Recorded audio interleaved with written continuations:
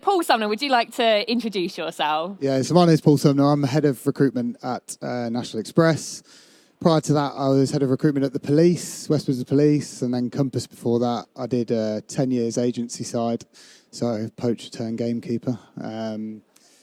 But my kind of specialism's volume recruitment's a big part of what I do. When I was at the police, it was a big D&I kind of lean. So, but yeah, I've been around the industry for a little while now, so hopefully I can answer some questions. Excellent. Louise, shall we come to you next? Hiya, I'm Louise Beards. I'm resourcing manager at Wesleyan. I've been there for 15 years now. Prior to that, I did a stint in search and selection, 5 years at Serco, and then again a short stint at HSBC. I suppose I've done a lot on early careers previously, so that's been kind of my niche area. But always open to any questions if I can answer them. Absolutely. And Paul number 2, I'm afraid. Yeah, good afternoon, everybody. So I'm Paul Thornton. So I'm the Talent Acquisition Director for Kia, although I think it might say head of TA, but it's the Talent Acquisition Director. So I've been with Kia for about 5 years. That's Kia, the construction company, not the car company. Prior to that, I was with Anglian Water, and prior to that, I was with local government. I've been with charity as well, and other commercial companies. I've been about 22 years in HR and recruitment, and I remember the days before LinkedIn of advertising in newspapers. So I've seen a huge amount of change in my career in the TA space. Excellent. Thank you very much. There are a couple of seats down the front. I think there's probably about 4 seats if anyone did want to sit down at all. So do feel free to do that. So we're going to get the QR code up on the screen in a second, but we've got a couple of initial questions to start with. So there's obviously a lot of change in the market, and there has been over the last 6, 12, 18 months or so. What have been some of the biggest trends that you've seen in the last, say, 6 months or so that you've really had to adapt to? So one of our biggest challenges over the last 6 to 12 months has been around salaries. So inflated salaries, candidates asking for a lot higher than what we're benchmarking and budgeted for. So it has been an ongoing challenge of trying to adapt to that, but also, you know, not upset our internal employees as well. So it is a massive challenge when we are bringing in people in well over what we've benchmarked for, and so it is weighing up the quality versus whether or not we can actually afford them. Yeah. I think for us, we've been through a fair amount of change over the last 12 months, but I think our hiring manager relationship piece has really kicked on. I know we'll probably come on to and we'll get questions about tech and all this different stuff, but I think we've gone back to a bit of basics in the last 6 months and looked at our hiring manager relationships, got our buy-ins right. And I think, again, we'll probably come on to it. When we went through COVID, we went really tech heavy in how we recruit, and we became very reliant on it, probably too much in my view. And I think we've had to take a step back to provide a quality service by being more visible again, being back in person again, being in front of people again. So I think I've seen that really change, and hiring managers actually wanting to come and see us, which is always a novel thing, isn't it? So there's definitely been a big shift in talent teams' candidate experience and focus on candidate experience, because I think it's taken quite a hit over the last sort of 6 to 12 months. So yeah, absolutely.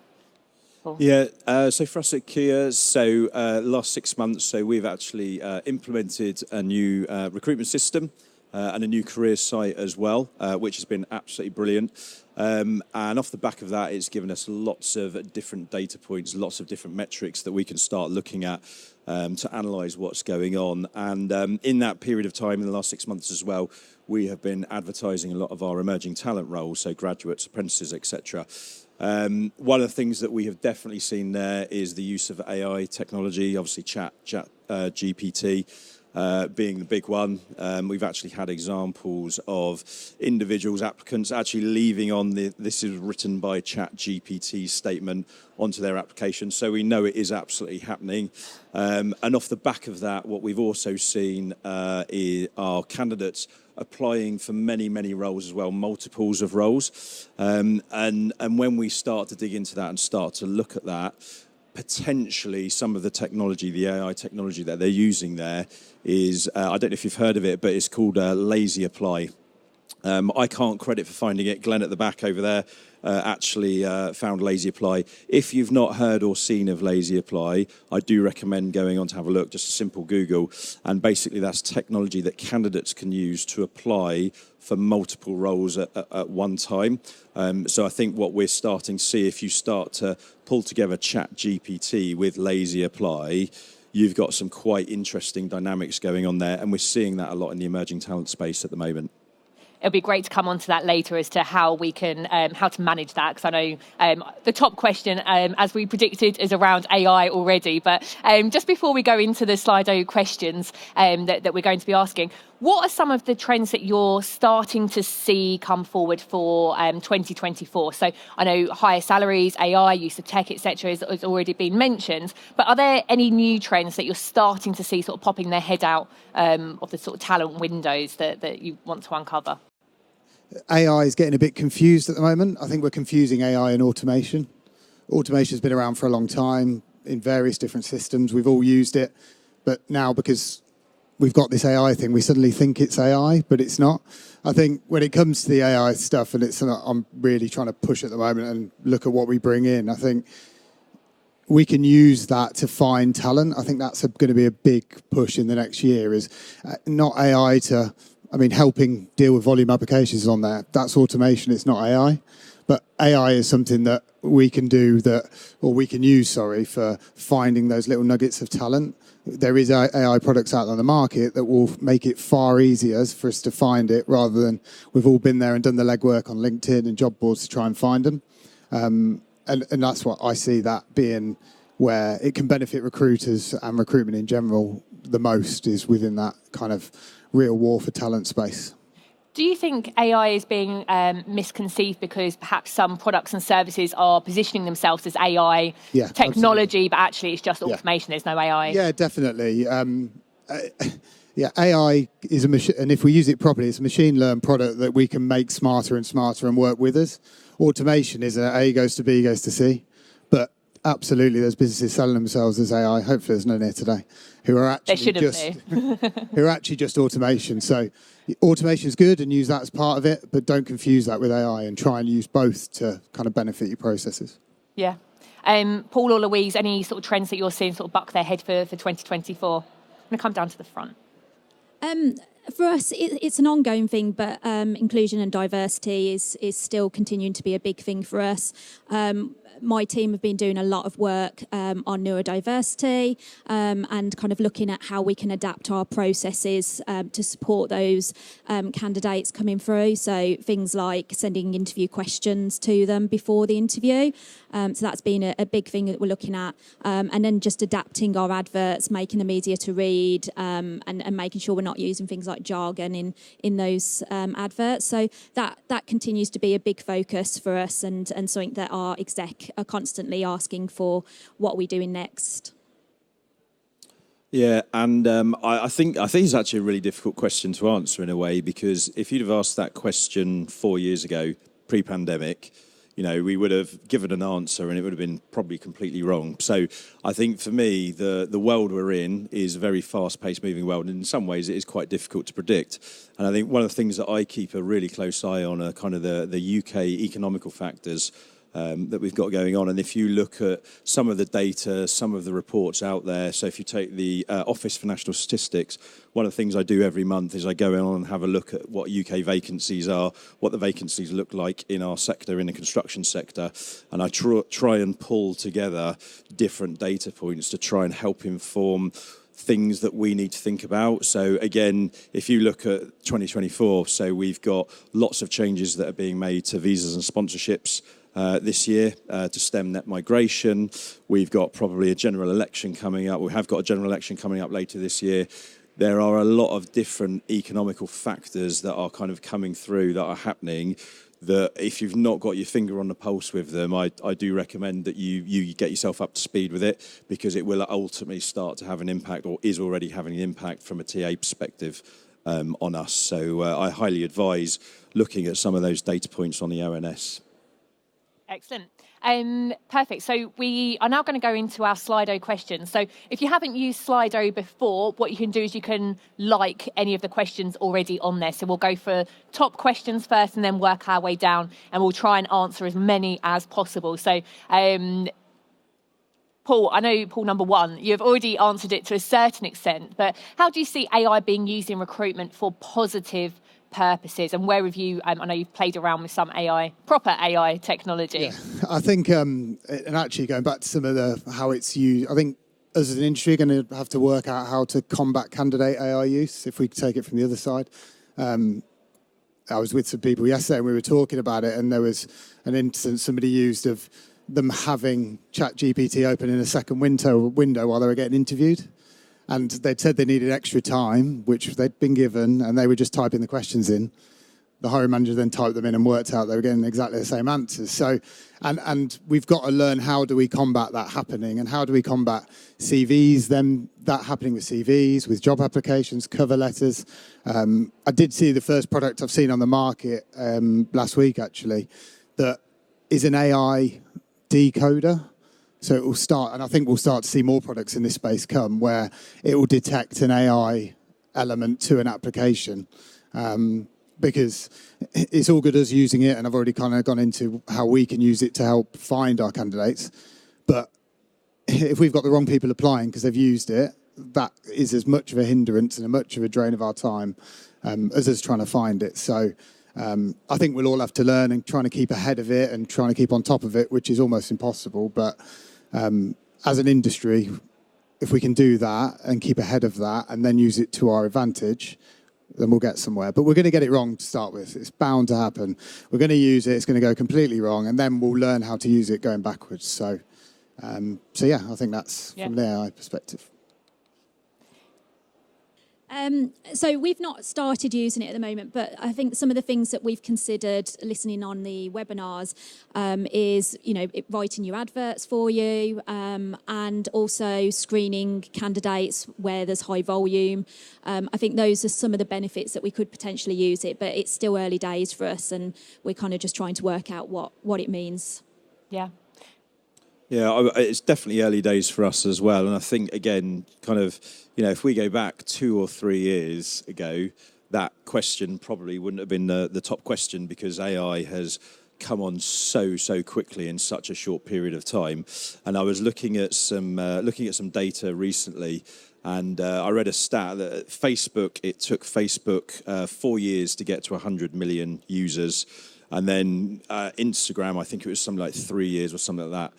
ChatGPT, it's taken 2 months to get to 100 million users. Yeah. It is a crazy stat, and it just shows the pace as to how quickly AI is moving. And I would say we're in the exploration phase at the moment. I've been to a couple of talks today, a lot of it about AI, and it's quite overwhelming in a way, because it's coming on so quickly, and it's things that we all need to think about as TA specialists. But I'm not really sure that we're quite at the stage where we understand it enough to be able to do something about it. And in that exploration phase, I think, like Paul one said over there, is just try and test lots of the tools, the tech out there, and just keep making sure that you're familiar with what is going on in this space.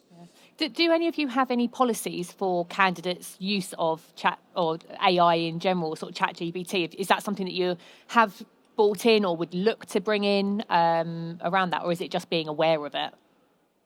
Just being aware of it for us. Yeah. Okay, brilliant. So the next question that we have is more around the finding and targeting of really niche roles. So it's been a challenge, I'm sure, for ever since recruitment started. So there might not be any sort of new trends in this one. Louise, I might start with you, because obviously you recruit lawyers, possibly more niche, hard to find roles. So have you got a specific tactic that works for you? So my team have been absolutely fab with finding different ways to approach. So financial advisors for us has been a real difficulty over the years, and has resulted in mainly agency usage. So Claire, our Claire over there, she has just been doing more targeted approaches on LinkedIn. So LinkedIn has been a real good pull for her. And we've also been doing our own little job fairs online. So we've kind of done our own advertising on LinkedIn, and our area managers have done little presentations just to really educate them on what we do. We're not a massive organisation, and our brand isn't as well known out there. So anything we can do to just get people to recognise what we do has been a big win. Yeah, more about the sort of brand awareness piece. Yeah. And talent pooling has been another one of just building that talent pool over time. So when a new vacancy comes up, we can move quite quickly with it. We'll try and come back to talent pooling because I know that's a big topic for a number of people as well. Paul, number 2, I know lots of work around sort of STEM, specifically within the sort of construction. I know you've got a bit of a view on STEM versus the new... STEAM. Right? There you go, STEAM. Yeah. Which I can mention, So I'm sure you've probably all heard of STEM, so science, technology, engineering and maths. And actually, if you start to look at what does STEM look like in the future, there's now an A that's getting added to it, which is STEAM. So the A obviously added to it. And the A actually stands for arts. Because actually what we need to start thinking about in terms of those skills of the future, well, the skills now and the skills of the future, is very creative individuals, people that are very curious. They think about problems differently. They find solutions in a different way and different solutions, and they're really creative. And actually, you can probably apply that to many, many different sectors and different functions of job role as well. So that's definitely something to think about. And then a bit more specifically, just on that question as well. It's going to sound a bit corporate-y in my answer, but a big one there is capacity and capability. So where you've got those niche roles, you need to make sure that your team or you, whoever the recruiters are, have capacity to go out there and work properly on those niche roles. Because I think sometimes that things that I sometimes see within my team that I've seen across the board is you just don't always get the time. Recruitment is a really, really busy world, and if you're not having the time to properly dedicate to sourcing those niche roles, then you're probably never going to do it. And then you need to make sure that you've got the capability within your team as well. Making sure that your recruiters are, they've got the knowledge that they need, they've got the tools that they need to be going out there to do it, whether it's LinkedIn, whatever it is, building the brand. You need to make sure that capacity and capability is absolutely at the front of that. From a slightly different angle, I think, and it's something I think about the industry in general, is we're still a bit subservient to hiring managers, directors, a little bit scared maybe and we'll just do whatever they say. I think one thing I've tried to do over the last 18 months is bring more of an intelligent workforce planning approach to how they operate. So if I can make it so that my team only has to recruit 2 niche roles rather than 10, they'll get more time to do it. They can do a better job at it because they've got a pipeline of candidates that is appropriate to the size of need. So we've done loads of stuff on working with directors of, like, we use engineering as our example. We're at the moment working with them to grow their own more effectively, see need that's going to come in 2, 3, 4, 5 years' time because of we've got an aging workforce in our niche roles. So if we start recruiting now, then we should be in a position to bring those people through by then. Because sometimes as recruiters, we just stick to the recruiting, whereas we've got a good workforce plan knowledge, and we should use that, push that back, and we then get our better relationships with our hiring managers because we're not just seen as those, here's my job, fill it, give it back to them. It's a lot more of an intelligent approach when you come to work with them. I think workforce planning, and I know we've been at sort of dinners and such where it's come up before, just by show of hands, just kind of get a show in the audience, who has a workforce planning strategy? Probably no. Few and far between, yeah. So I think sometimes that's the challenge, isn't it? It's where does it sit? Because it just sits in between, usually, between a hiring manager and you, and nobody really owns it. And then we end up moaning about the same things. We've got more niche roles to recruit. Whereas I think if we can take it on board, don't be afraid. There's a as a recruiter or as a TA manager or whatever level you're at, to say, we'll take that on board. If you've got the relationship with the hiring manager, right, let's have a look at your team. Yeah. Who's more likely to move on? Who's your flight risks? Right, let's look 2 years in advance to help us be able to deal with that when it happens. Yeah. But it's in our gift. We can take it. Like, they'll happily give it to you. Like, they don't want anything to do with it. They want to go, you deal with my workforce planning. So if it makes our lives easier, I'd rather do something that makes me and my team's life a lot easier. Yeah, absolutely. Excellent. Thank you very much. So touching on hiring managers there. So this one was around ensuring timely interview feedback from hiring managers. How do you do it? But we could probably open that up to just having good relationships with hiring managers, because I think that's often a challenge that we hear across a number of our events. So has anyone got that timely interview feedback from hiring managers nailed that you would like to share your secrets? Does anyone have it nailed ever? Ever? I think it comes back to, I suppose, one of the first points I made around relationship building. I know when I came into my current business, I asked, when was the last time you sat with all of your hiring managers? And always the answer to that quite often is, well, I'm too busy to do that because I've got 40 roles that I need to recruit. Well, again, you're just delaying your pain point. So you've delayed your pain point then to be at the time where I don't know them that well, so they think that they can take the mick of it and push things back because you haven't got the relationship. I remember saying to my guys, I want it, they're always going to take the mick a little bit and push back, but I want it that they feel bad about it at least. So you've at least got a relationship where they feel bad about it, they know they've got to get back to you, because we're never going to be able to control it completely. It's impossible. People have day jobs. But if you are not seeing your hiring managers that you work with once a quarter as a minimum, they're not bought into you. No way whatsoever. So that FaceTime, going back to FaceTime, and again, don't do a Teams call, don't do a Google Meet, go grab a coffee in the canteen, whatever. Even if it's only 10 or 15 minutes, it's more than worthwhile. Yeah.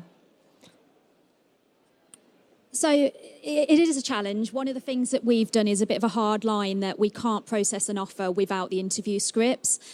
Because we're a regulated environment, that does help with, we have to show that we've been through a proper assessment process. But what you do find is they'll send you the interview script for the person you're offering and then still hold on to the others. But it's just really pushing on that candidate experience, and, we'll start to get bad reviews if we're not getting them through. But it is still a challenge, and there are certain areas of the business where we struggle with more than others. But that's one approach that's helped to a certain degree. Yeah.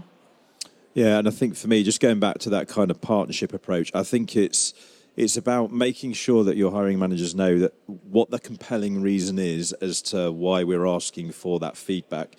And actually, if you look at your stats, the number of applicants that you've had, the number of applicants that go through to an interview, the number of applicants that are hired, and the number of applicants, obviously, that you are rejecting, that number of applicants that you're rejecting is probably going to be a very, very big number. But they could be your applicants of the future. They might not be right for that role. They could be a silver medalist. They could be right for something else over there. And I think part of this, it then links back to the brand, doesn't it, of the business. Have I had a good experience with that company? And it's about making sure, I think, that hiring managers understand that and they can see that, and not to be so short-sighted in the fact that, I haven't got time to give that feedback because it's not high on my priority list. It's finding that compelling reason, that compelling story to get those managers to raise it higher on their priority lists. And make sure that there is that clear call to action there as well. And I think that just comes from building a good partnership approach, going back to Paul's point, that good partnership approach. Do you use any tools or nudges via your ATS that can kind of help with those sort of data points or anything along those lines? Paul, I know you never had a huge amount of data in your last ATS. But... Yeah, I think the best thing is, I've got a couple of our senior recruiters here today, but persistence. Just constantly, working with those hiring managers. If there's another vacancy that they've got coming up, is we'll work on this vacancy, but you need to help me, and we need to finish this vacancy over here first. So I think there is just persistence. I think as much as you can do to automate it and to get technology to help you, if it's just an email landing in a hiring manager's inbox, it's unlikely to be top priority for them. but it's much better if you're phoning that manager, you're seeing them face to face. It's a lot more difficult for them to just ignore you or just delete it or something like that. So it's the persistence, I think, that just needs to happen. And over time, hopefully that creates more of a partnership approach. Yeah, excellent. So we're going to combine a couple of the questions that we've touched on already, which was just on screen, so we can get that one back. It was around sourcing tools for niche roles. It said with AI, but I think if we can probably open it up to other sort of sourcing tools. Has anyone used any specific tools for sourcing those niche roles? Tools or technologies? Not from the niche roles. LinkedIn has been our main source for the niche roles. We have tried a few other particular job boards, and Sarah will have to remind me, but I think it was Women in Tech and stuff like that, although they've not been as successful for us. But one of the ways we recruit our volume recruitment, obviously Indeed has worked to a certain degree, but we've used something called AWD, which is like an aggregator, and that has really helped with the volume areas where we put it on there and it just goes out to loads of different job boards at a really low price, and it just really helps with talent pipelining as well. Yeah. So that's been a massive help for us. Yeah. Pools, anything around specific tools for sourcing on niche roles? No, I think the AI thing will become a thing. It's probably not yet. I think I tend to put my sourcing or attraction into three main pots. The industry's good at the reactive stuff, so put advert out, advert gets applied for, it's all done. We've started to do the proactive stuff, which is, like you say, your LinkedIn's, your any direct sourcing email strategy. The one pot we haven't gotten into yet, and it's the biggest challenge as a pot, is, it sounds a bit business speaky, but pre-contemplation is the phrase that I've used on this before. So it's those people who've never heard of us, never even thought about working for us, trying to turn them round into advocates who will want to work for us in the future. And this might link into the talent pooling piece if we get asked about that, is that for brand awareness, you have to get to those people who've never thought about it. It's a whole new realm of candidate. And then we've got to look at where they are. And again, we can't just then fall back into going, well, we'll just go back to LinkedIn to find those people who've never thought about it. Events like this, if there's an event like this where if it's specifically for accountants, I don't know, there must be an event somewhere for accountants that you go and present at, or you do something like this, you get your brand out there. There's nothing that works better than that face-to-face element to it. But there's no golden bullet on this. Like, we're all fighting over the same pots of candidates at the end of the day, aren't we? So me and my guys trying to get there before any of you lot get there by getting those ones who never thought about it is probably where we're at. Yeah, and I would just lead on from that, actually. So I think, the tool is employer brand. I think if you've got a really strong employer brand and you are getting that brand in front of the right people, whether they're interested straight away or whether you're just engaging them at the moment and just warming them up to come and join you further down the line, whatever it is that you're doing, employer brand is absolutely critical. We've got a big focus on employer brand, and actually just a quick plug. So I've got Glenn and Amelia from our team. They're going to be, I think, straight after this on Stage A, talking about and showcasing our new careers site that we launched about 5 months ago. And that's a really good example of just how we just need to keep building our employer brand more and more.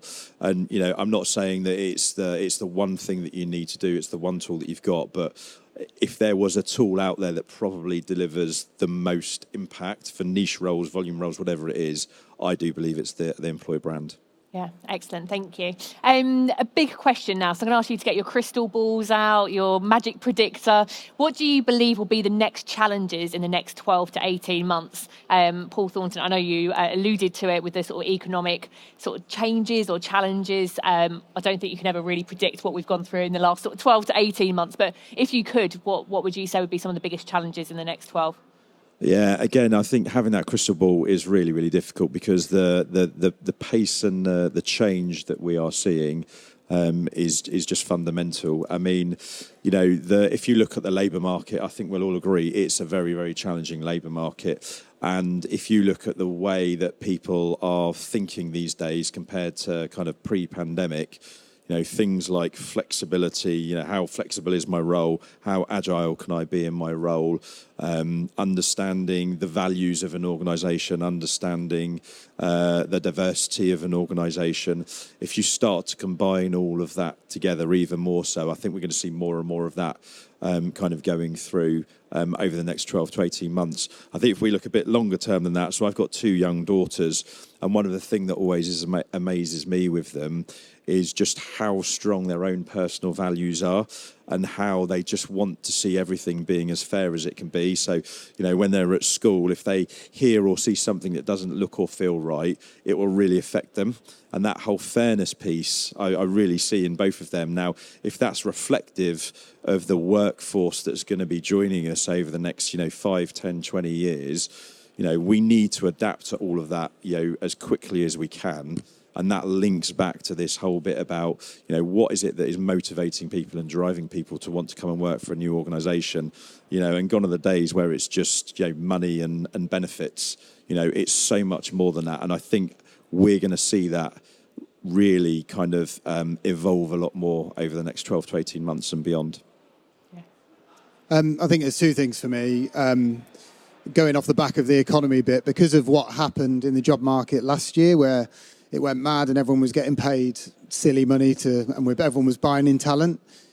What happens next with those people will be quite interesting, because they're going to be looking to move again, and no one wants to move for less money, do they? So if we're leaning on that employer brand bit again, because ultimately the industry can't keep going. We can't keep going up and up and up. So getting those basics in place, employer brand being a big one, is going to be really important, and how the industry as a whole reacts to that will be, and especially for the people in the room who've got work in bigger businesses where salary isn't a lever, you've got to try and find something else. So find what your lever is and pull it as hard as you can.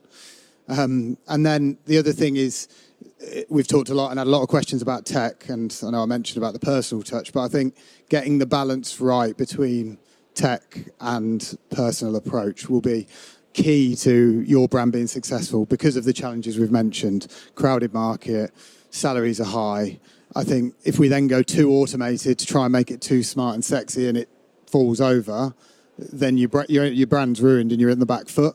So making sure you keep the personal touch whilst also using the tools as smart as we can is going to be a real balancing act for all teams over the next 12, 24 months. So that's the way I see it going. I think hybrid working will still continue to be a challenge. I'm seeing more and more organisations moving back to the office, but a lot of people are saying, well, I can't afford to travel into the office anymore, or childcare arrangements, or, you know, I've got things that I do now and I don't want to be in the office. We do get certain areas of the business where they're challenging more about wanting to be home-based full-time.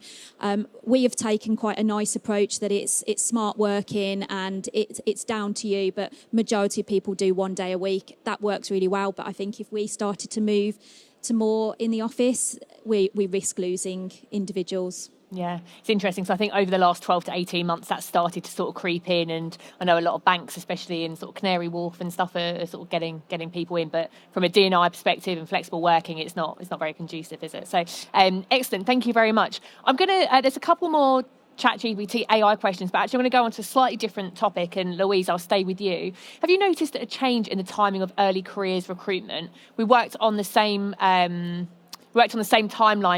as usual, but have lost candidates where offers have been extended by competitors earlier. To be honest, at the moment we're not doing any early careers, so I might not be the best person to answer at the moment. I don't know if you guys. Paul, are you? Yeah, so from an early careers point of view, so it's interesting. I mentioned at the start that I've been over 20 years in the industry, and I think the 20 years that I've seen kind of the early careers season and all of the different changes that you see over that period of time. And it is quite interesting. I mean, if we talk about, because we haven't touched on it yet, kind of candidate ghosting and all of that, which if you're not familiar with what that is, I would definitely have a look. But that's probably something that we're gonna start feeling and seeing a lot more of. And we need to make sure that through that candidate experience, and this again links back to employer brand, that we are making sure that we are giving those candidates the best experience. Because if we're not, then ultimately, we are not going to be able to retain those candidates. And, from our perspective, there's quite a long lag between that point of offer to the candidates actually starting as well. And that's a really, really critical period, because in that period of time, those individuals are probably still, or could be still, interviewing elsewhere. They could have other offers on the table as well. So that whole candidate experience piece that they go through, all the way from engaging with your brand at the first point, is absolutely critical to try and minimise and reduce those dropout rates, whether it's pre-offer, post-offer, whatever it looks like. I think Tripad have a candidate ghosting sort of survey or research piece, and I think the early careers generations are the most likely to ghost employers as well. So it is a bit of a trend, but go and speak to them. They've got sort of a lot more data and research on that piece as well. Just, I suppose, to add, I don't think it's changed that much, because we used to always have that previously when I did early careers, and it was a lot about trying to do kind of getting them into the office through that period, especially grads where it is such a long wait for them to start. Is that engagement is a massive part of it, and getting them built into what to expect when they start with us. I know Nikki Doyle is actually talking about the long, she works at Derbyshire Police, and they have a really long onboarding process, and they've done quite a lot in their piece, and she's speaking later, so do go and see her session if that's a challenge as well. So chat GPT and AI again, so slightly different angle, but if it is a problem during the application and interview, do you have any concerns around sending candidates interview questions pre-interview? And I think probably the first part of that is, do you do that as standard, or do you do it as part of your sort of D&I sort of processes? What's your thoughts on it, and from an AI perspective as well? I think historically we haven't done it, but I think we will be doing it. I think we've been challenged on it more recently, where we need to do it. And actually, I do think it's the right thing to do it. I think if we're talking about, like I said earlier, where we had that instance where we had somebody with a chat GPT open, I think it might end up forcing us back in front of people face-to-face for interviews. I think you can't have somebody cheat the system when they're sitting in front of you and a hiring manager.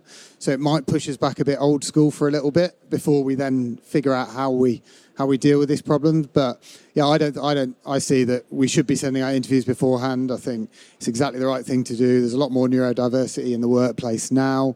And there's a lot, and probably over, I think I saw a stat, there was about 70% of people who even know they have something additional need won't tell you. So how can we help them before they've even told us? And I think the easiest way to do that is to blanket give everybody. But the key with that, when you are doing interviews of that kind, is the follow-up and the asking more details about certain parts of it. Because yes, they can prepare for a question that gives them a scenario, but that's where our skill as recruiters or hiring managers' skill is to pick into the 2 or 3 key points within that example, and then find out where their role or how important they were to that process. So, I mean, it's a really interesting one, isn't it? And we will look at it from an inclusive point of view initially. If a candidate has reasonable adjustments or requires reasonable adjustments, what are those reasonable adjustments, and how can we support that? I think in terms of a more broader sense of, I would even question to say, are interviews something that we should be doing? Is there something else out there that we should be thinking about? You start to hear, or I'm starting to hear about tech and various things coming through to say, actually, is a CV dead? Is a CV something that is not going to be a thing of the future? And probably if we link that to interviews, do we need to just completely change how we do our interviews? So I don't know. I don't know the answer to that, and I don't know. I think it's just about trialing different methods. It's about being quite bold and just thinking very future focused in terms of, what is it that other things that we need to think about as well. What would be an alternative to interview? I hadn't thought that one through quite carefully enough. I don't know, but I think what it needs lots of different, very clever people to start coming around the table to start talking about some of what the future of this looks like. And again, if we link it back to how quickly things have changed over the last couple of years, in another 2 years' time, there could be some alternatives that are we start to see coming on the market. Yeah, absolutely. Yeah, I think talking about stuff being dead, I'm convinced the job advert's going to be dead in probably the next 12 months. I think 12 months. Yeah, I just can't see the effectiveness of job ads is going down and down and down and down. It just is, and I think hopefully it'll help us with our LinkedIn renewals this time next year. But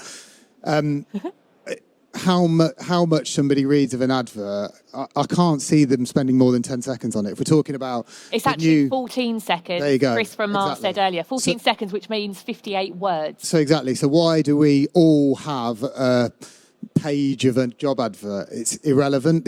Maybe the whole job advert thing is not dead. Maybe that's a bit extreme. But the days of an old school company at the top, what your job is, that has definitely gone. There'll be one worders. I think even at a senior level, they'll have someone with 20 tabs open. They'll be going through salary right, location right. Do I like the business? Yeah, done. I think that's where EVP then becomes even more important than the job ad. But yeah, controversial. I think CV will probably go, but that'll take a bit longer. But change in mindset, isn't it, with the CV? And I know we've had a few sessions before around it, and especially over the years, it's been a big topic, but it's never quite got there. A few organisations do it, but a lot of organisations can't as well. So it'll be interesting. Yeah, we are very sorry, Louise. To be honest, I was just going to say the same as Paul 1, which was about the probing interview is key for making sure that they're not just using AI. Yeah, absolutely. So we are very nearly at the end of the session. I know there's lots of other sessions going on around as well. So we're not going to have time for the rest of the questions, but I think both Paul's and Louise are around as well. So if you want to ask them any questions or reach out to them on LinkedIn, then please do so as well. I think the very final question that I'd like to ask each of you is, do you have any sort of top tips or top inclinations that you'd like to give the audience as a sort of final word on sort of talent trends for 2024? So a couple from me. One of the biggest successes, I suppose, and I did check to make sure they weren't here today before I said it.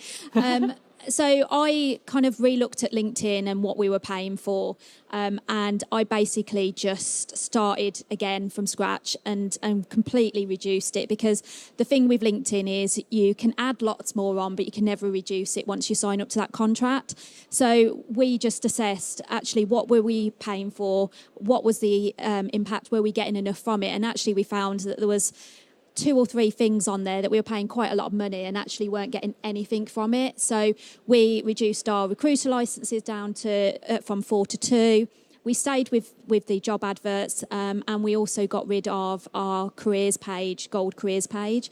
And you know what? It had no impact on a reduction in numbers. We actually have increased our offers since changing that and saved about 40 odd K from doing it. So that definitely be one of my tips. And then the other one, as I said before, we're not a well-known brand out there. So 2 of my team have taken on the task of looking at comms.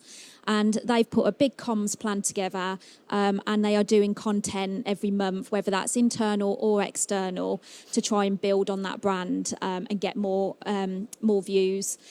So whether that's they've just done a podcast internally to talk about agency usage, and then they're doing stuff on Meet the Team, ED&I. So there's loads of stuff we're going to be doing over the year, and I think that's really good for us just to get people viewing our pages and looking at what we do. Excellent. Thanks, Louise. It probably sounds like a broken record, the stuff I've said already, really. I think top tip really would be make sure we don't overuse tech. Let's remember why we all got into recruitment, because we're all fairly good in front of people. So let's get back to that as well as using what we've got. I think the workforce planning point is an interesting one. I think if I was to give anyone a tip, it would be getting control of your workforce planning process now, because it's going to help you in the future, in your 12 months. We're all short of budget. We all have budget slashed every year, and we always have to do more with less. So workforce planning as a future strategy for talent pooling, for knowing where your vacancies are coming from, is vital. It's vital, and it should help you map out your whole year, and it gives you that data point. You've got the data at the bottom where all the candidates are coming through and out at the bottom. If you then get the data at the top, and you can almost work out to the person how many applications you're going to need in 6 months' time for a specific role, makes our lives loads easier. So take that back off the business and use it as part of a recruitment strategy. Yeah, and I would say my top tip is do more of this. So obviously everybody has taken time out of I'm sure their very busy schedules to come to this event today. And actually one of the things you get from this is a huge amount of knowledge, a huge amount of understanding. We've talked a lot about how fast the market is changing. And I do really believe that you need to be as on that as you can, be that sponge. Really just learn what is going on, take those great ideas that you're hearing back to your companies to just keep advancing what you're doing, and don't kind of get yourself into your own little recruitment bubble and your own little recruitment silo. My current read that I'm doing at the moment is a book called The World of Work to 2030 by an author called Russell Beck. I haven't read it all yet, but it is an absolutely fascinating book, and it talks about a lot of the trends that we are seeing now and where we're probably going to be in the next kind of 5, 6, 7 years as well. And it's a really, really interesting read. So top tip is have a look at that if you fancy it. Excellent. Paul, if I'd known that you were going to talk about upcoming events, I would have had our upcoming events slide. So you can tell that wasn't planned, but that was absolutely brilliant. Thank you so much for all your insights and your knowledge and expertise there. Brilliant session. Really appreciate your time. So are you guys staying around? So if people have questions for you, want to pick your brains, then they can do. So yeah, amazing. Well, big round of applause to our panelists. Thank you very much.